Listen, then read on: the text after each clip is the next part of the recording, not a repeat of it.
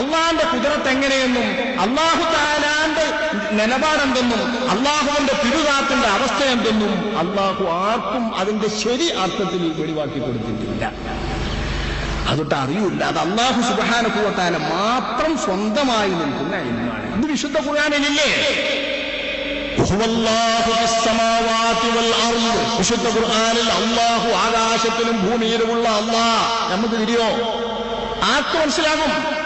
ആകാശത്തിലും ഭൂമിയും നിലകൊള്ളുന്ന അല്ലാഹോ? അങ്ങനെ പറഞ്ഞവരുണ്ട്.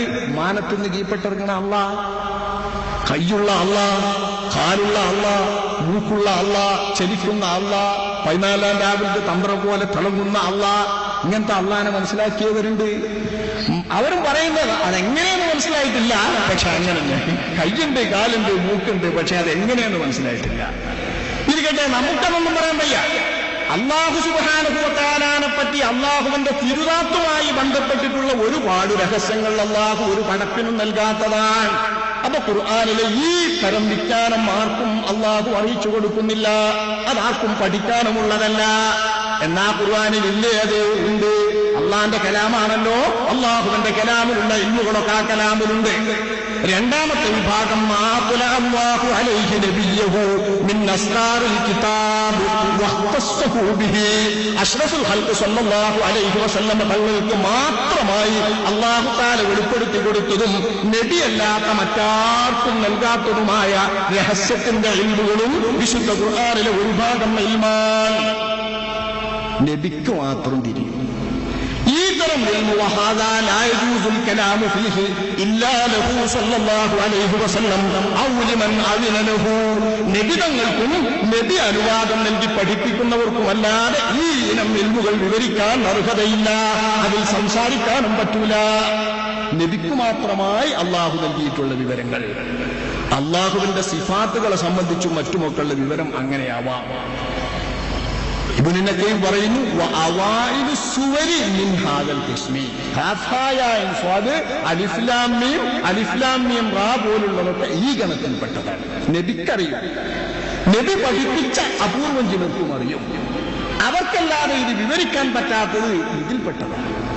അപ്പൊ ഇതിലും പെടാത്തതാണ് അല്ലാഹു മാത്രം അറിയുന്നത്. മനസ്സിലാക്കണത്? പരിഭാഷക്കാർ പറയുന്ന തിരിയാത്തത് എന്ന് പറഞ്ഞ് ഒഴിച്ചിട്ടത് അത് നബിക്ക് അല്ലാഹു അറിയിച്ചു കൊടുത്തതാണ്. നബി അറിയിച്ചു കൊടുക്കുന്നവർക്കും അറിയുന്നതാണ്. നബിക്കും നബി വിവരിച്ച് സമ്മതം കൊടുക്കുന്നവർക്കും അല്ലാതെ മിണ്ടാൻ പാടില്ലാത്ത വകയിലാണ് അലിഫ് ലാം മീം തുടങ്ങിയുള്ള ശബ്ദങ്ങൾ.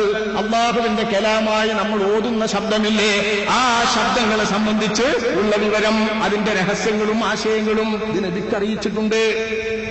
അള്ളാഹുവിനെ സംബന്ധിച്ച വിവരങ്ങളെപ്പോലുള്ള ഒരു ഭാഗം ഇൽമു അള്ളാഹു ആർക്കും അറിയിച്ചിട്ടില്ല. പുന്നാര നബിക്ക് പോലും അറിയിച്ചിട്ടില്ല. 2 കഴിഞ്ഞു.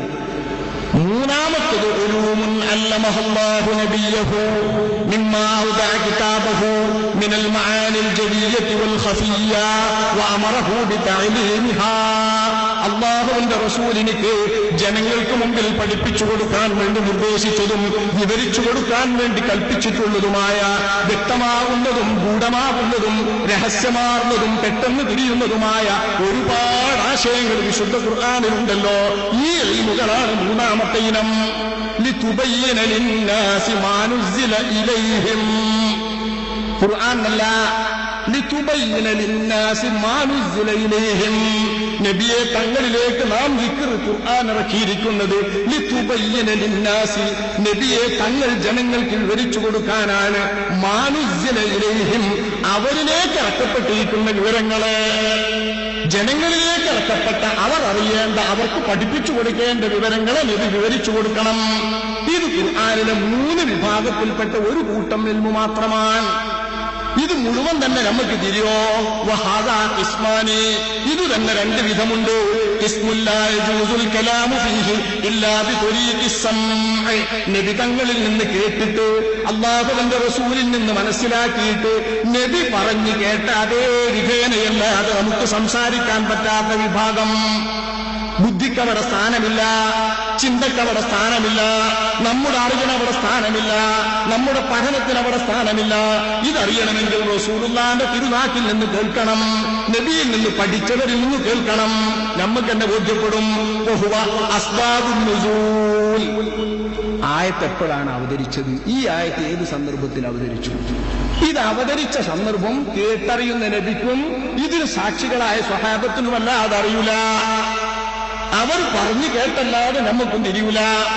വന്നാസിഖു വൽ മൻസൂഖ്, നാസിഖ് മൻസൂഖ് ഇതും അതിൽപ്പെട്ടതാണ്. വന്നാസിഖു വൽ മൻസൂഖ് ഔല്ലേ ഖുർആനിൽ കുറെ നിയമങ്ങൾ ദുർബലപ്പെടുത്തപ്പെട്ട ആയത്തുണ്ട്, അവ ദുർബലപ്പെടുത്തുന്ന ആയത്തുണ്ട്. ഇതൊന്നും ഇപ്പൊ ഒന്ന് സമ്മതിക്കൂലട്ടോ. സാധാരണ ജനങ്ങൾ ഇതൊക്കെ സമ്മതിക്കാതെയായി പോകുന്നുണ്ട്. വിശുദ്ധ ഖുർആനിലെ മൻസൂഖായ ആയത്തുകൾ മുഴുവൻ ഇന്ന് പഠിപ്പിക്കുക, മുഴുവൻ ആശയങ്ങൾ ഇന്നത്തേക്ക് വേണ്ടി പഠിപ്പിക്കുക. വിശുദ്ധ ഖുർആനിലെ മൻസൂഖായ ആയത്തുകൾ 100 ചില്ലാനം ആയത്തുകൾ ഇന്ന് സാധാരണമായി ഓതിക്കൊണ്ടിരിക്കുന്നതുണ്ട്. 100 ചില്ലാനം ആയത്തുകൾ ഇന്ന് സാധാരണ നമ്മുടെ പ്രാസംഗികന്മാർ ഓതിക്കൊണ്ടിരിക്കുന്നതുണ്ട്. മൻസൂഖാണെന്ന് ഖുർആന്റെ തഫ്സീറുകളിലൊക്കെ എഴുതി വെച്ചത്. നിയമം ദുർബലപ്പെടുത്തപ്പെട്ടിട്ടുണ്ട്, കാലപരിമിതി ഉണ്ടായിരുന്നു, അത് അവസാനിച്ചിട്ടുണ്ട് എന്ന്. അത്തരം ആയത്തുകൾ എത്രയോ ഓതി പഠിപ്പിക്കുന്നുണ്ട് ഇന്നത്തെ ഖുർആൻ പരിഭാഷക്കാരും ഖുർആൻ പഠിപ്പിക്കുന്നവരും. വാസ്തവത്തിൽ ഇത് സംസാരിക്കാൻ അല്ലാഹുവിന്റെ റസൂലിൽ നിന്നോ നബിതങ്ങൾ പഠിപ്പിച്ചു കൊടുത്തിട്ട് കേട്ടവരിൽ നിന്നോ കേട്ടവരക്കല്ലാതെ സംസാരിക്കാൻ പറ്റാത്ത വിവരമാണ്. എങ്ങനെയാണ് ഇവിടെ ഓതേണ്ടത്? ഇത് നബിയിൽ നിന്ന് കേട്ടല്ലാതെ, നബിതങ്ങളുടെ നാട്ടിൽ നിന്ന് കേട്ടല്ലാതെ നമുക്ക് വിവരമില്ലാത്ത വിഭാഗമാണ്. നമ്മൾ ഖുർആൻ ഓതും തന്നെ ഒരു പ്രത്യേക ശൈലിയല്ലേ? സാധാരണ അറബ് സംസാരിക്കും പോലെയല്ലല്ലോ. ഇതെവിടുന്നാ കിട്ടുന്നത്? ഇത് കിട്ടണമെങ്കിൽ അല്ലാഹുവിന്റെ റസൂൽ ഓതിത്തരുന്നതനുസരിച്ച് തന്നെ ഓതണം. ബിസ്മില്ലാഹിർ റഹ്മാനിർ റഹീം. ബിസ്മില്ലാഹി കുറച്ചധികം നീട്ടുന്നുണ്ട്. അർ-റഹ്മാനിർ റഹീം. ബിസ്മില്ലാഹിർ റഹ്മാനിർ റഹീം എന്നോടുമ്പോ ബിസ്മില്ലാഹി എന്നിടത്ത് അല്ലാന്ന് പറയുമ്പോ ഒരു അലിഫാണ്. ആ അലിഫിനെ നീട്ടേണ്ട വിധമാണ് അർ-റഹ്മാൻ എന്ന് പറയുന്നിടത്ത് നമ്മൾ നീട്ടുന്നത്. പക്ഷെ ബിസ്മില്ലാന്ന് അല്ലാഹ് എന്ന ജലാലത്തിന്റെ ഇസ്മുമായി ബന്ധപ്പെട്ട് വരുമ്പോൾ കുറച്ചധികം നമ്മൾ അതിന് നീട്ടുന്നുണ്ട്. ഇതുപോലെ തന്നെ ഒരു അലിഫാണ് നമ്മൾ കാണാൻ പക്ഷേ കുറെ അധികം നീട്ടുന്നുണ്ടത്. വല്ലദീ ജാഅ ബിസ്സിദ്ഖി വസദ്ദഖ ബിഹി. നിങ്ങളിപ്പോ ഇവിടെ ഖിറാഅത്ത് കേട്ടില്ലേ? ആ ഖിറാഅത്ത് കേൾക്കുമ്പോ ചിലയിടത്തൊക്കെ അധികം നീട്ടുന്നല്ലോ, ചിലയിടത്ത് കുറവ്. നമ്മളെ മലയാള ഭാഷയിൽ അങ്ങനെ നീട്ടലും കുറവും. നീട്ടേണ്ടടുത്ത് സാധാരണഗതിയിലുള്ള നീട്ടലിന്റെ അപ്പുറം നീട്ടിയാൽ ആഭാസമാകും. അർത്ഥലോപം വരുമെന്ന് മാത്രമല്ല, അവന് വട്ടും ഭ്രാന്തുമാണ് എന്ന് പറയും. അല്ലാഹുവിന്റെ കലാം ഓതിയപ്പോ അറബികൾ ആരും അത് പറഞ്ഞില്ല, ഓത്തുകേട്ട് പറഞ്ഞിട്ടില്ല. അല്ലാഹുവിന്റെ റസൂലിന്റെ ഖുർആൻ പാരായണം കേട്ട് പറഞ്ഞിട്ടില്ല. നബിതങ്ങൾ ഓതുന്നത് കേട്ടിട്ട് ഒരൊറ്റ അവിശ്വാസിയും പറഞ്ഞിട്ടില്ല ഭ്രാന്താണ്. ഓതിയതിന്റെ ശൈലി കേട്ട്. എന്തുകൊണ്ടാണത്? അത് ഓതിയാൽ അങ്ങനെ തന്നെയാണ് ഓതേണ്ടത് എന്ന് അവർക്ക് പോലും ബോധ്യപ്പെടുന്ന വിധം അല്ലാഹുവിന്റെ റസൂൽ ഓതുമ്പം തന്നെ തിരിയും. അവർക്കറിയാത്ത ഒരു സാഹിത്യമാണിത്, അവർക്കറിയാത്ത ഒരു കലാമാണിത്. അവർക്കറിയാത്ത കലാമ് സംസാരിക്കുന്ന ആൾ അയാൾക്കറിയുന്ന രീതിയിൽ തന്നെ ഓതിയെങ്കിലാണ് അതിന്റെ ഓത്ത് ശരിയാവുക. അപ്പൊ ഖിറാഅത്തിന്റെ വിവരങ്ങളും നമ്മുടെ ബുദ്ധി കൊണ്ട് ചിന്തിച്ചാൽ കിട്ടൂല. നഖല് മാത്രം, ഉദ്ധരണി മാത്രമാണ് അതിൽ അവലംബം. കഴിഞ്ഞ കാലത്തെ സമൂഹത്തിന്റെ ചരിത്രങ്ങൾ, ഉണ്ടാകാൻ പോകുന്ന കാര്യങ്ങളുടെ വിവരങ്ങൾ, ഇതൊക്കെ അല്ലാഹുവിന്റെ റസൂൽ പറയുന്നതനുസരിച്ചും നബിയിൽ നിന്ന് കേട്ടതനുസരിച്ചും മാത്രമേ ഉച്ചരിക്കാൻ പറ്റൂ. ചിന്തിച്ചും ഗവേഷണം ചെയ്തും മനസ്സിലാക്കേണ്ട ഒരു വിഭാഗം. പദങ്ങളിൽ നിന്ന് മനസ്സിലാക്കിയെടുക്കേണ്ട വിഭാഗം. ഇത് തന്നെ 2 തരമുണ്ട്. ജവാജിലി, അങ്ങനെ മനസ്സിലാക്കാൻ പറ്റുമോ എന്നതിൽ പണ്ഡിതന്മാർക്ക് തർക്കമുള്ളത്. അല്ലാഹുവിന്റെ സിഫത്തുകൾ വിവരിക്കുന്ന ആയത്തുകൾ വ്യാഖ്യാനിക്കുക. അർ-റഹ്മാൻ അലൽ അർശി ഇസ്തവാ, റഹ്മാനായ തമ്പുരാൻ അർശിന്റെ മേൽ ഇസ്തവാ എന്ന് ഖുർആനിലുണ്ട്. അർശിന്റെ മേൽ ഇസ്തവാ എന്ന് പറഞ്ഞാൽ അർശിന്റെ മേൽ സമമായി. എല്ലാ ഖുർആൻ പരിഭാഷയിലും പറഞ്ഞാൽ അർശിന്റെ മേൽ സമമായി. എങ്ങനെ സമമായി അത് നമുക്ക് അറിഞ്ഞൂടാ. സമമായി, അർശിന്റെ മേൽ സമമായി. അബദ്ധമാണിത്. അർശിന്റെ മേൽ സമമായി എന്ന് പറയുന്ന ഈ വാക്ക് എങ്ങനെയും വ്യാഖ്യാനിക്കണം. പക്ഷെ വ്യാഖ്യാനിക്കാതെ തന്നെ അർ-റഹ്മാനു അലൽ അർശി ഇസ്തവാ, അല്ലാഹു തആല അർശിന്റെ മേൽ ഇസ്തവാ, അവൻ ഇസ്തവായി. എങ്ങനെ ഈ രീതിയിൽ തന്നെയാണോ അത് പറയേണ്ടത്? അതല്ല, അർ-റഹ്മാനു അലൽ അർശി ഇസ്തവാ, റഹ്മാനായ തമ്പുരാൻ അർശ് എന്ന ഗോളത്തിന്റെ മേൽ പോലും ആധിപത്യം പുലർത്തി അവ അധീശാധികാരം ചുമത്തി എന്നാണോ പറയേണ്ടത്? ഇത് വ്യാഖ്യാനമാണ്. ഇങ്ങനെ വ്യാഖ്യാനിക്കാൻ പറ്റൂലേ എന്ന് പണ്ഡിതന്മാർക്ക് തർക്കമുണ്ട്. ഇത് ഒരു വിഭാഗമാണ്. പറയാനും വിവരിക്കാനും പറ്റുമെന്ന് എല്ലാവരും സമ്മതിക്കുന്ന വിവരം. വിശ്വസിക്കേണ്ട തത്വങ്ങള്, കർമാനുഷ്ഠാനത്തിന്റെ നിയമങ്ങള്, വലിയ ഇറാബിയ ഗ്രാമർ സംബന്ധമായിട്ടും അതിന്റെ ഘടനാപരമായിട്ടും അതിൽ നിന്ന് മനസ്സിലാക്കുന്ന ആശയങ്ങള്, കാരണം ഇതൊക്കെയും ചിന്തയുടെയും താരതമ്യ പഠനത്തിന്റെയും മേലെടുക്കപ്പെട്ട് കിട്ടേണ്ടതാണ്. അതിന് മനുഷ്യൻ ചിന്തിച്ച് മനസ്സിലാക്കി അർഹതയുള്ളവർ നടത്തണം. വക്കദാലിക ഫുനൂനുൽ ബലാഗ, സാഹിത്യ വിവരങ്ങൾ, വഉറൂബുൽ മവാഇദ്, ഉറുതികൾ, വൽഹികം, തത്വങ്ങൾ, വൽഇർഷാദാത്ത്, ഉദ്ബോധനങ്ങൾ, ലായംകനു ഇസ്തിംബാതുഹാ മിൻഹു ലിമൻ ലഹു അഹ്ലിയ, അർഹതയുള്ള ആളുകൾക്ക് ഇതൊക്കെ ഖുർആനിൽ നിന്ന് പഠിക്കാം. ഇപ്പൊ നമ്മൾ ഖുർആൻ ഓതുന്നില്ലേ, ഉറുദി എന്ന് പറയുന്നവർക്ക് ഇതിന് മറുപടി ഉണ്ട്. നമ്മൾ ഉറുദിക്ക് ഖുർആൻ ഓതാറുണ്ട്. എന്നിട്ട് ഉറുദിക്ക് ഖുർആൻ ഓതിയിട്ട് എന്താ പറയാ? അതിൽ നിന്ന് സാധാരണക്കാര് നരകത്ത് പോകാതിരിക്കാനും സ്വർഗത്ത് പോകാനും വേണ്ട ഉദ്ബോധനം നൽകുക. വാഴ്ന്നറിയാന്ന് കേട്ടിട്ടില്ലേ? വാഴ്ന്നറിയാന്ന് പറഞ്ഞാൽ തന്നെ പേടിപ്പിക്കുക. സ്വർഗത്തിന്റെ കാര്യവും നരകത്തിന്റെ കാര്യവും പറയുക, ഈമാൻ ഉണ്ടാക്കുക, തഖ്വയുണ്ടാക്കുക, അതിന് പറ്റുന്ന കഥകളൊക്കെ ഖുർആനിൽ നിന്ന് വിട്ടുവരിക. ഇതൊക്കെ പറയാൻ വിവരിക്കാൻ എല്ലാവർക്കും അർഹതയുള്ളവർക്ക് പറ്റുമെന്നതിൽ പണ്ഡിതന്മാർക്ക് തർക്കമില്ല. ഇപ്പോ ആകെ അല്ലാഹു സുബ്ഹാനഹു വ തആല ജനങ്ങൾക്ക് വേണ്ടി വിവരിക്കാൻ അഷ്റഫുൽ ഖൽഖ് സ്വല്ലല്ലാഹു അലൈഹി വസല്ലം തങ്ങൾക്ക് നൽകിയിരിക്കുന്ന വിഭാഗമില്ലേ ഇൽമ്, ആ ഇൽമുകളുടെ കൂട്ടത്തിൽ നിന്ന് ഒരു വിഭാഗം മാത്രമേ അല്ലാഹുവിന്റെ റസൂല് വിവരിച്ചതനുസരിച്ച് വിവരിക്കാതെ ഭാഷാപരമായിട്ടും ചിന്താപരമായിട്ടും അർഹതയുള്ള പണ്ഡിതന്മാർക്ക് വിവരിക്കാനും മനസ്സിലാക്കാനും പറ്റുന്ന ഒരു അംശമേ ഉള്ളൂ. 3 ഇനങ്ങളിലെ ഒരു ഇനത്തിൽ നിന്ന് എല്ലാവരും സമ്മതിക്കുന്ന ഒരു ഭാഗം മാത്രമേ വിവരിക്കാൻ പറ്റുന്നതുള്ളൂ. ഇപ്പൊ ഖുർആൻ മുഴുവൻ പഠിക്കാൻ എളുപ്പമാണെന്ന് പറഞ്ഞാൽ പറ്റൂല. ഇങ്ങനെ ഖുർആനിൽ നിന്ന് വിശദീകരിക്കണമെങ്കിലും ഇങ്ങനെ ഖുർആനിൽ നിന്ന് പഠിക്കണമെങ്കിലും വിശുദ്ധ ഖുർആൻ അർഹതയുള്ള ആളുകൾ മനസ്സിലാക്കിയിട്ട് വിവരിക്കണം. പറഞ്ഞില്ല, അർഹതയുള്ള ആളുകൾ. ഈ അർഹതയുള്ള ആളുകൾ മനസ്സിലാക്കി വിവരിക്കുന്നവർക്കാണ് മുഫസ്സിറുകൾ എന്ന് പറയാം. ഇവിടെയാണ് നമ്മൾ ഖുർആനെ പഠിക്കുന്ന രീതി കടന്നു വരുന്നത്. ഖുർആനെ പഠിക്കൽ എങ്ങനെ എന്ന് ചോദിച്ചാൽ, ഒരു ഇനം അല്ലാഹുവിന്റെ റസൂലിൽ നിന്നും സ്വഹാബത്തിൽ നിന്നും ഉദ്ധരിച്ചു കിട്ടുന്നത് തന്നെ പറയണ്ടേ? അതറിയുന്നവരാകണം. നാസിഖേതാണ്, മൻസൂഖേതാണ്, അവതരണ പശ്ചാത്തലം ഏതാണ്, കഴിഞ്ഞ കാല കഥ ഏതാണ്, ഇതറിയുന്നവരാകണം. അതുപോലെ തന്നെ അതിലെ അഹ്കാമുകളും വിധികളും അതിൽ അർഹതയുള്ളവർ കണ്ടെത്തണം. ഇങ്ങനെയുള്ളവർ കണ്ടെത്തി പഠിച്ചിട്ട് മനസ്സിലാക്കുന്നതും ആ രീതിയിൽ അവർ വിവരിച്ചു തരുന്നതും ആ ധർമ്മം നിർവഹിക്കുന്നവരും എല്ലാവർക്കും ഇത് കഴിയൂല. ഇങ്ങനെ കഴിയണമെങ്കിൽ അഷ്റഫുൽ ഖൽഖ് സ്വല്ലല്ലാഹു അലൈഹി വസല്ലമ തങ്ങളുടെ വിവരങ്ങളും തങ്ങളുടെ സുന്നത്തും നല്ലപോലെ പഠിച്ച, ഭാഷാപരമായി നല്ലപോലെ മനസ്സിലാക്കിയ നല്ല വിദഗ്ധന്മാർക്കേ സാധിക്കുള്ളൂ. അങ്ങനത്തെ ഒരു കൂട്ടം ധാരാളം നമ്മുടെ ആയിമ്മത്തിൽ കഴിഞ്ഞുപോയിട്ടുണ്ട്. ഇവരാണ് ഖുർആൻ വ്യാഖ്യാതാക്കൾ എന്ന് നമ്മൾ പറയുന്ന മുഫസ്സിറുകൾ. അസംഖ്യം പേരുണ്ട്, എണ്ണി തിട്ടപ്പെടുത്താൻ കഴിയാത്ത. ഏറ്റവും ചുരുങ്ങി കൂടുതൽ വിവരിച്ചിരിക്കുന്നത് മഹാനായ ഇമാം ദാവൂദി, ഹിജ്റ 945 വഫാത്തായ മഹാനാണ്.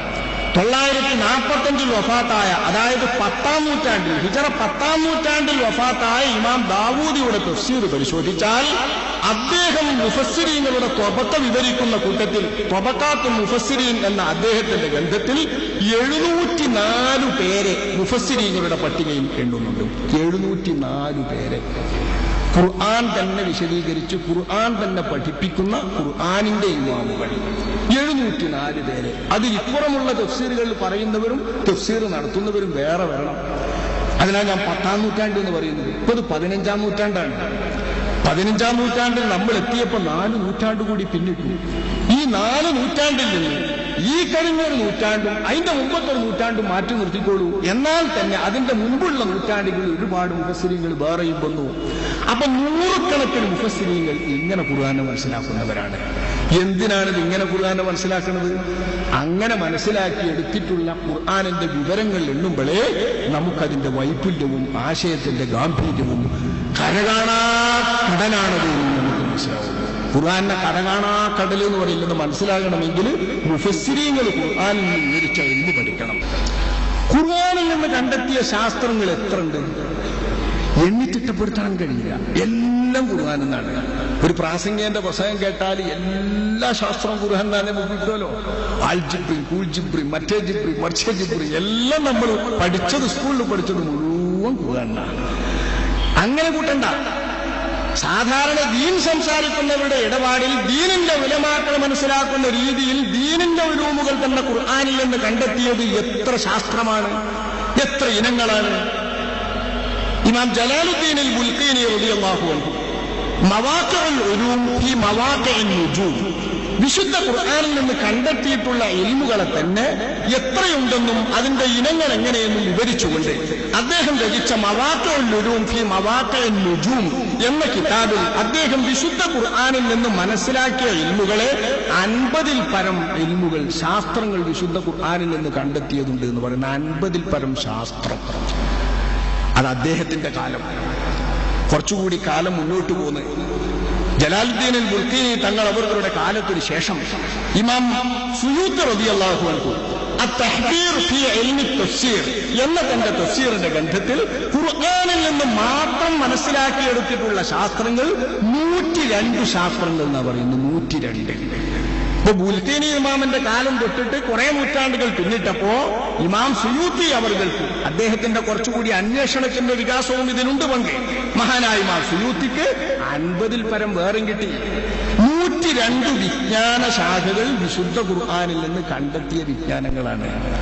ആ വിജ്ഞാനങ്ങൾ ആയുഷ്കാലം മുഴുക്ക പഠിച്ചാൽ തീരോ എന്റെ വിശ്വാസികളെ? 102 വിജ്ഞാന ശാഖ. വിജ്ഞാന ശാഖ എന്ന് നിങ്ങൾക്ക് മനസ്സിലായോ? ഫിഖ് ഒരു വിജ്ഞാന ശാഖയാണ്, കർമ്മശാസ്ത്രം. നമ്മുടെ അഖീദ വിശ്വാസശാസ്ത്രം ഒരു വിശ്വാസ ശാഖയാണ്. ഭാഷാപരമായ ശാസ്ത്രങ്ങൾ തന്നെ ധാരാളം. ലുഗത്ത്, ഭാഷയുടെ പദങ്ങളുടെ അർത്ഥങ്ങൾ വിവരിക്കുന്ന, ആ പദങ്ങൾ വിവരിക്കുന്നതിന്റെ അപ്പുറം തന്നെ പദങ്ങൾ എവിടെ നിന്ന് നിഷ്പന്നമായി ഏത് ധാതുവിൽ നിന്ന് കണ്ടെത്തി വിവരിക്കുന്ന ഇസ്തിഖാഖ്, അതിന്റെ മാറ്റങ്ങളും അതിന്റെ ഒരുപാട് ക്രയരൂപങ്ങളും അത് മനസ്സിലാക്കുന്ന തസ്രീഫ്, അവിടെ നിന്ന് അങ്ങോട്ട് വിട്ടാൽ അത് വായിക്കാൻ വേണ്ടി മനസ്സിലാക്കുന്ന, ആശയത്തെ മനസ്സിലാക്കി തരുന്ന വിധം അത് വായിച്ചവസാനിപ്പിക്കാൻ പറ്റുന്ന വിജ്ഞാനങ്ങൾ. ഇതൊക്കെ ഭാഷയുമായി മാത്രം ബന്ധപ്പെട്ടതാണ്. ഇനി ഭാഷാ സാഹിത്യവുമായി ബന്ധപ്പെട്ട ഇൽമുകൾ എത്ര? ഇതൊക്കെ കണ്ടെത്തുന്നത് എവിടെന്നാ? വിശുദ്ധ ഖുർആനിൽ നിന്ന്. വിശുദ്ധ ഖുർആനിൽ നിന്ന് ഇങ്ങനെ കണ്ടെത്തുന്ന ഇൽമുകൾ 100-ൽ പരം ഇൽമുകളുണ്ടെങ്കിൽ ആയുഷ്കാലം മുഴുക്ക ഖുർആൻ പഠിച്ചാൽ ഒരാൾക്ക് ഇത് മുഴുവൻ പഠിക്കാൻ കഴിയില്ല. കാരണം എല്ലാ ശാസ്ത്രങ്ങളും കൂടി പഠിക്കാൻ കഴിയുന്ന ഒരു മനുഷ്യനെ നമുക്ക് നിരൂപിക്കാൻ സാധ്യമല്ല. എല്ലാ ശാസ്ത്രങ്ങളും കൂടി പഠിക്കാൻ കഴിയുന്ന ഒരു മനുഷ്യനെ നമുക്ക് നിരൂപിക്കാൻ സാധ്യമല്ല. പ്രചാരത്തിലുള്ള ശാസ്ത്രങ്ങളിൽ നിന്നു തന്നെ അപൂർവം ചിലർക്ക് എല്ലാ ശാസ്ത്രങ്ങളിലും സാമാന്യ വിവരം നേടാൻ കഴിഞ്ഞേക്കാം.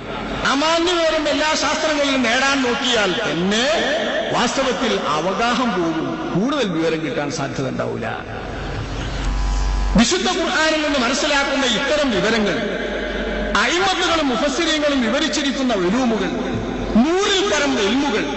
ഈ ഇൽമുകൾ ശാഖകൾ, ഏതെങ്കിലും ഇൽമു എന്ന് പറഞ്ഞാൽ ഒരു വിജ്ഞാന മുത്തല്ല ഞാനീ പറയുന്നത്. പരന്നു കിടക്കുന്ന വിജ്ഞാന ശാഖകളുടെ ഏടുകൾ നിറഞ്ഞു നിൽക്കുന്ന ഉലൂമുകൾ അടങ്ങുന്നതാണ് ഒരു ശാസ്ത്രം. ഇത്തരം ശാസ്ത്രം, 100-ൽ പരം ശാസ്ത്രം വിശുദ്ധ ഖുർആനിൽ നിന്ന് കണ്ടെത്തിയ ഇൽമുണ്ട് എന്ന് പറയുമ്പോ ആ ഇൽമു മുഴുവൻ പഠിക്കാൻ കഴിയാത്തത് കൊണ്ടാണ് അതിൽ നിന്ന് അവരവർക്ക് വഴങ്ങുന്ന ഇൽമുമായി നമ്മുടെ ഇമാമുകൾ ഓരോരോ ഫർമുകളിൽ തിളങ്ങി നിൽക്കുന്നവരായി മാറിയത്. വിശുദ്ധ ഖുർആൻ പഠിച്ചവരാണവർ. ഖുർആനിൽ നിന്ന് പഠിക്കാൻ കഴിയുന്ന ആശയങ്ങൾ പഠിച്ചവരാണവർ. വിശുദ്ധ ഖുർആൻ പഠിക്കുക എന്ന് പറഞ്ഞാൽ ഭാഷാപരമായി അതിന്റെ മൊഴിമാറ്റം നടത്തുകയല്ല, ആ മൊഴിമാറ്റം വായിച്ചു പഠിക്കുകയല്ല. അങ്ങനെ പഠിച്ചതായ ഒരു സ്വഹാബിയുമില്ല. അല്ലാഹുവിന്റെ റസൂലിന്റെ സ്വഹാബാക്കളൊക്കെയും അഷ്റഫുൽ ഖൽഖ് സ്വല്ലല്ലാഹു അലൈഹി വസല്ലമ തങ്ങളുടെ വിശുദ്ധ ഖുർആനിന്റെ ആശയങ്ങൾ 10 ആയത്തുകളിൽ കുടിക്കൊള്ളുന്ന വിശ്വാസ ആശയങ്ങളും കർമ്മവിധികളും എല്ലാം കൂടി ഒന്നിച്ച് അങ്ങനെ പഠിച്ചു വന്നവരാണെങ്കിൽ ആ വിധം ഖുർആനെ മനസ്സിലാക്കുന്ന ശൈലിയിൽ ഭാഷാപരമായിട്ട് ഖുർആന്റെ മൊഴിമാറ്റം മനസ്സിലാക്കുന്നതിന് ഖുർആൻ പഠിക്കുക എന്ന് പറയൂല. വേണമെങ്കിൽ ഖുർആനെ അലങ്കോലപ്പെടുത്താമെന്ന് പറയാം. ഇവിടെ വിഷയമില്ലാത്തതുകൊണ്ട് ഞാൻ അവിടേക്ക് തിരിയുന്നില്ല. ഖുർആനെ പഠിക്കാൻ പറ്റാതെയാക്കുക, ഖുർആനെ അലങ്കോലപ്പെടുത്തുക, അതാണ് വിശുദ്ധ ഖുർആൻ. വില എളുപ്പമുണ്ട് എന്ന് പറയുന്നത് ഒന്നും തിരിയാതെയാക്കുക. എന്താ പറഞ്ഞതെന്ന് ഒന്നും തിരിയാതെ. ഇൻഷാ അല്ലാഹ് നാളെ ഈ കെട്ട് മുഴുവൻ ഞാൻ കൊണ്ടുവന്നിരിക്കും. എന്റെ ഈ പെട്ടിയിൽ നിറയെ വിശുദ്ധ ഖുർആൻ പഠിച്ച ആളുകൾ പഠിച്ചിട്ട് പറഞ്ഞിട്ടുള്ള അവരുടെ വിവരങ്ങളുടെ വലിയ കൂമ്പാരാണ്. വിശുദ്ധ ഖുർആനും സുന്നത്തും എന്ന് പറഞ്ഞിട്ട് നമുക്ക് വിളമ്പിത്തരുന്ന കൂമ്പാരം. അത് ഇൻഷാ അല്ലാഹ് നമുക്കങ്ങനെ വഴിയെ പറയണം. നമ്മൾ എങ്ങനെ ഖുർആൻ പഠിക്കും എന്നിടത്താണ് ഇപ്പൊ സംസാരിക്കുന്നത്. വിശുദ്ധ ഖുർആൻ അല്ലാഹുവിന്റെ കലാം പഠിക്കണമെങ്കിൽ വിശുദ്ധ ഖുർആനിലെ വിദ്യകളും അതിലെ വിജ്ഞാനങ്ങളും പഠിക്കാം. ആ വിദ്യകൾ ഒരുപാട് ശാസ്ത്രശാഖകളായി വളർന്നിട്ടുണ്ട്, വികസിച്ചിട്ടുണ്ട്. 100-ൽ പരം ശാസ്ത്രശാഖകൾ വിശുദ്ധ ഖുർആനിൽ നിന്ന് കണ്ടെത്തി ഇമാമുകൾ ക്രോഡീകരിച്ചിട്ടുള്ളതാണെങ്കിൽ ഇത്തരം ശാഖകളിലൂടെ മുഴുവൻ അവഗാഹം നേടാൻ പറ്റുന്ന മനുഷ്യന്മാരില്ല. മാജാലല്ലാഹു ലിറജുലിൻ മിൻ ഖൽബൈനി ഫീ ജൗഫിഹി എന്ന ആയത്ത് ചില പ്രത്യേക സാഹചര്യത്തിൽ ചില പ്രത്യേക ആരോപണങ്ങൾ ചൊല്ലിയിറങ്ങിയ ആയത്താണെങ്കിലും ഏതാണ്ട് ആ ആയത്തിനെ വെച്ച് എല്ലാം കൂടി കൽബിന്റെ ഉള്ളിൽ കുത്തി നിറക്കാൻ മനുഷ്യന് കഴിയില്ല എന്ന് ഇമാമുകൾ വിവരിക്കാറുണ്ട്. ഇത് വെച്ച് ശരിയാണിത്, എല്ലാവരും കൂടി വിവരിക്കാൻ കഴിയില്ല. നമ്മൾ ഇമാമിയങ്ങൾ നോക്കി ഏതെല്ലാം വിഭാഗമായിട്ടാണ് നമ്മുടെ ഇമാമുകൾ തിരിയുന്നത്. ഒരു കൂട്ടം ഇമാമുകൾ ഖുർആനിന്റെ ആശയങ്ങൾ മനസ്സിലാക്കാനും ഖുർആനിന്റെ വാക്കുകൾ വിശദീകരിക്കാനും വേണ്ടി തന്നെ തിരിഞ്ഞു. മുഫസ്സിറുകൾ എന്നവർ നമ്മൾ വിളിക്കുന്നു. ഹദീസുമായി ബന്ധപ്പെട്ട് ഹദീസിന്റെ വിവരണങ്ങളുമായി മാത്രം തിരിയുന്ന കൂട്ടർ മുഹദ്ദിസുകൾ എന്ന് നമ്മൾ അവരെ വിളിക്കുന്നു. അതിന്റെ അഹ്കാമുകളും കർമ്മശാസ്ത്ര നിയമങ്ങളും മാത്രം വിവരിക്കുന്ന പണ്ഡിതന്മാർ ഫുഖഹാ ഫഖീഹുമാർ എന്നവരെ നമ്മൾ വിളിക്കുന്നു. ആ വിധത്തിൽ നിന്ന് പോയിട്ട് കുറച്ചുകൂടി ഭേദപ്പെട്ട് വിശ്വാസതത്വങ്ങൾ സമർത്ഥിക്കുന്ന ആളുകളും അത് കണ്ടെത്തുന്ന ആളുകളും മുത്തകല്ലിമുകളെന്നോ അഖീദയുടെ പണ്ഡിതന്മാരെന്നോ അവരെ നമ്മൾ വിളിക്കുന്നു. അതും വിട്ടിട്ട് സാംസ്കാരികവും മനസ്സ് നന്നാക്കേണ്ടതുമായ വിജ്ഞാനങ്ങൾ മാത്രം കൈകാര്യം ചെയ്യുന്നവർ സൂഫിവര്യന്മാരെന്നോ തസവൂഫിന്റെ അഹ്ലുകാരെന്നോ ത്വരീഖത്തിന്റെ അഹ്ലുകാരെന്നോ അവരെ നമ്മൾ വിളിക്കുന്നു. അല്ലാഹുവിന്റെ വിശുദ്ധ ഖുർആനിൽ നിന്ന് കണ്ടെത്തുന്ന ഇൽമുകളാണിതൊക്കെ. ഒരു കൂട്ടം ഇൽമുകൾ ഭാഷയുമായി ബന്ധപ്പെട്ട് ലുഗവികൾ, ഭാഷയുടെ ശരിയായ അർത്ഥങ്ങൾ വിവരിക്കുന്ന ലുഗവികൾ, ഗ്രാമറിന്റെ തത്വങ്ങൾ വിവരിക്കുന്ന നഹ്വികൾ, ഈ പദങ്ങൾ അങ്ങോട്ടും ഇങ്ങോട്ടും മാറ്റങ്ങൾ സംഭവിച്ചുകൊണ്ടിരിക്കുന്നത് എങ്ങനെയെന്നും നിയമമെന്തെന്നും പഠിപ്പിക്കുന്ന സർഫുകാർ, ആ രീതിയിൽ പദത്തിന്റെ ഉൽപ്പത്തി എങ്ങനെയെന്നും അതെവിടെ നിന്ന് കണ്ടെത്തിയെന്നും വിവരിക്കുന്ന ഇസ്തിഖാഖിന്റെ ഇൽമുമായി ബന്ധപ്പെട്ടവർ, ഇങ്ങനെ ഓരോരോ ഇൽമുമായി ബന്ധപ്പെട്ടവർ, അതിൽ അവഗാഹം നേടിയവർ അവരവരുടെ ഫന്നുകളിൽ കിതാബുകൾ രചിച്ചും പഠിച്ചും മനനം ചെയ്തും പഠിച്ചും പഠിപ്പിച്ചും മുതിർന്നും പകർന്നും അങ്ങനെ ആയുസ് ചെലവഴിച്ചു. വർഷങ്ങളോളം അവർക്ക് അല്ലാഹു നൽകിയ ആയുസ് ചെലവഴിച്ചാലും അല്ലാഹുവിന്റെ ഉലൂമുൽ ഖുർആൻ, അല്ലാഹുവിന്റെ കലാമിലെ ഇൽമുകൾ മുഴുവൻ സ്വായത്തമാക്കാനോ അതിന്റെ എല്ലാ ഫന്നുകളിലും ഒന്ന് മുങ്ങാനോ സാമാന്യമായി ഉയരം നേടാനോ മനുഷ്യന് കഴിയൂല. അനിവാര്യമായത് പഠിക്കാം, വാജിബായത് അതിൽ നിന്നൊക്കെ പഠിക്കേണ്ടതുണ്ടാവുമല്ലോ. വാജിബായത് പഠിക്കാം, കുറച്ചൊക്കെ മികച്ചു നിൽക്കുന്നതും പഠിക്കാം. ഇങ്ങനെയല്ലാതെ എല്ലാ ഫന്നിലും ആലിമുകളാകാൻ കഴിയുന്ന മനുഷ്യന്മാരില്ല. ഇപ്പൊ നമ്മളെ ഓറെ എത്ര വലിയ ബുദ്ധിമാനിയാണ്, എത്ര വലിയ വിവരസ്ഥനാണ്. ഈ അടുത്ത കാലത്തെ ദശകങ്ങളിലൊന്നും അവർക്ക് തുല്യരായി വേറൊരാളെ എണ്ണാൻ കേരള മണ്ണിൽ പണ്ഡിതന്മാർ കാണൂല, എല്ലാവരും സമ്മതിക്കുന്നു. പക്ഷേ ഓരെങ്ങനെ അറിയപ്പെടുക? ഓർന്ന് കേട്ടാൽ നമ്മുടെ മനസ്സിൽ ഓടിയെത്തുന്ന ദീനിയൽമായി അറിയപ്പെടുന്ന ഇൽമുകളിൽ നല്ല അവഗാഹമുള്ളൊരു മഹാനായി അറിയപ്പെടും. അങ്ങനെ നമ്മൾ മനസ്സിലാക്കുന്നത്. വിശ്വാസകാര്യങ്ങൾ മഹാനിൽ നിന്ന് കേട്ടാൽ, സമർത്ഥിച്ച് കേട്ടാൽ നല്ല മുത്തുമണികൾ കിട്ടും. കർമ്മശാസ്ത്ര വിവരങ്ങൾ ആഴത്തിലേക്ക് ഇറങ്ങിച്ചെന്ന അവിടുത്തെ അറിവുകൾ നമുക്ക് മനസ്സിലാക്കാം. ഹദീസിന്റെ വ്യാഖ്യാനങ്ങൾ അവരിൽ നിന്ന് നല്ലപോലെ മനസ്സിലാക്കാം. തസവുഫിന്റെ വിജ്ഞാന മുത്തുകൾ, തത്വങ്ങൾ ധാരാളം ആഴ്ന്നിറങ്ങി പഠിക്കാം. ഇതുമായി ബന്ധപ്പെട്ട് അറിയപ്പെടുന്ന മഹാനെ വേറെ ഏതെങ്കിലും ഗോളശാസ്ത്രമോ മറ്റേതെങ്കിലും ശാസ്ത്രമോ എന്ന് പറഞ്ഞാൽ അതീത്ത അവഗാഹമുള്ള ആളായിട്ടോ അതീത്ത നിസ്തുലനായിട്ടോ ഓറെ നമ്മൾ എണ്ണില്ല. ഓറ് പഠിക്കാഞ്ഞിട്ടാണോ? അല്ല, ഓറത് ഐച്ഛികമായി തെരഞ്ഞെടുത്ത് പഠിച്ചിട്ടില്ല. ഓറത് ഐച്ഛികമായി തെരഞ്ഞെടുത്ത് പഠിച്ചിട്ടില്ല. ആവശ്യത്തിന് സാധാരണ ഒരു മുദർരിസുമാരും സാധാരണ ആലിമുകളും പഠിക്കുന്ന ഖദർ അത്രേ വേണ്ടൂ. അങ്ങനെയുള്ളത് പഠിച്ചിട്ടുണ്ട്. അതിനപ്പുറം അതിൽ മഹാനരുടെ ഓരുടെ എല്ലാ കഴിവും സമയവും ചെലവഴിച്ചു പഠിച്ചില്ല. സമയവും കഴിവും ചെലവഴിച്ച് പഠിച്ചിരുന്നെങ്കിൽ ഓറെ കവച്ചു വെക്കാൻ ആ ഫണ്ടിനും വേറാരും കാണൂല. പക്ഷെ മനുഷ്യന് സമയം കിട്ടൂല. പഠിക്കണം, പഠിപ്പിക്കണം, മനസ്സിലാക്കി നുകർന്നെടുക്കണം, മറ്റുള്ളവർക്ക് പകർന്നു കൊടുക്കണം. ഇതിനൊക്കെ സമയം കാണുന്ന ഒരാൾക്ക് ഏതെങ്കിലും അറിവുള്ള ഫന്നുമായി ബന്ധപ്പെടാനേ കഴിയൂ. അങ്ങനെയാണ് കേരളത്തിലെ ഉലമാക്കൾ അറിയപ്പെട്ടതൊക്കെ. ചിലരെ ഗോളശാസ്ത്രത്തിൽ അറിയപ്പെട്ടവരാകുമ്പോൾ അവർ ദീനി വിജ്ഞാന ശാസ്ത്രത്തിൽ ബഹുമോശമായിരിക്കും. ചിലർ തർക്കശാസ്ത്രത്തിൽ വമ്പന്മാരായി അറിയപ്പെടുമ്പോൾ കർമ്മശാസ്ത്രത്തിൽ മഹാമോശക്കാരായിരിക്കും, അല്ലെങ്കിൽ സാമാന്യ വിവരമുള്ളവരായിരിക്കും. ഇതിനപ്പുറം എല്ലാ ഫണ്ടിലും അവഗാഹമുള്ളവർ കാണൂല. അപൂർവം ചിലർക്ക് മാത്രം ഒരുപാട് ഫണ്ടുകളിൽ നല്ല വിവരം ഉണ്ടായി എന്ന് വന്നേക്കാം, എന്നാലും മുഴുവൻ കഴിയൂല. അപ്പൊ വിശുദ്ധ ഖുർആനുമായി ബന്ധപ്പെട്ട് മുഴുവൻ നേടാൻ കഴിയാത്തത് കൊണ്ടാണ് നമ്മുടെ ഇമാമുകൾ നേടാൻ പറ്റുന്ന ശാസ്ത്രങ്ങളുമായി ബന്ധപ്പെട്ട് ഇതുവരെ നീങ്ങിയത്. ഇവർ ഖുർആൻ പഠിക്കാത്തവരല്ല,